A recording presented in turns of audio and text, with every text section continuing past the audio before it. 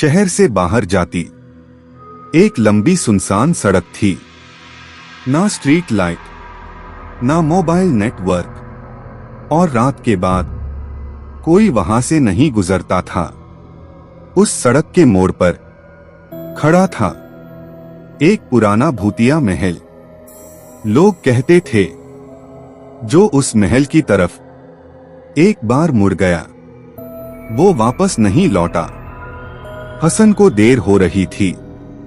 रात के 1:47 बजे उसकी बाइक उसी सड़क पर बंद हो गई। मोबाइल देखा, नो नेटवर्क। तभी महल की ऊपर वाली मंजिल में एक खिड़की अपने आप जल उठी, जबकि महल सालों से बंद था। हवा अचानक ठंडी हो गई।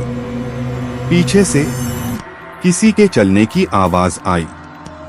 हसन पलटा, कोई नहीं, लेकिन सड़क पर एक परछाई उसकी तरफ बढ़ रही थी।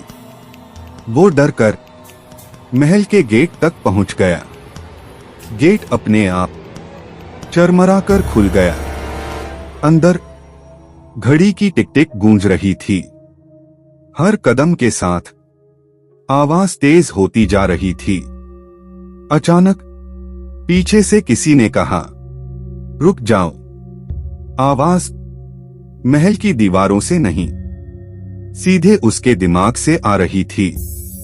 सीढ़ियों पर किसी के नंगे पांवों के खून से बने निशान थे, और वो निशान ऊपर नहीं, नीचे उसकी तरफ आ रहे थे। ऊपर वाली मंजिल से हंसने की आवाज आई, एक औरत की, धीमी, टूटी हुई।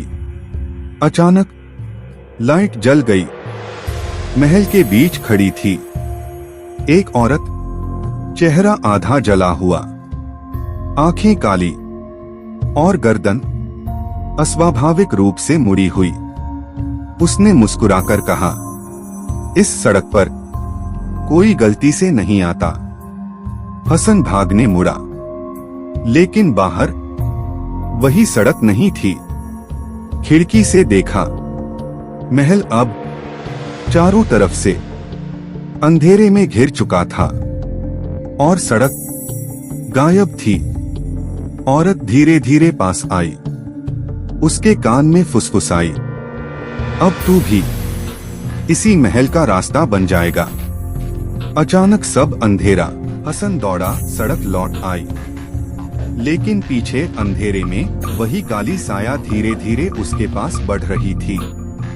अगर आपको यह कहानी पसंद आई तो इसका अगला पार्ट मैं जल्दी ही लाऊंगा।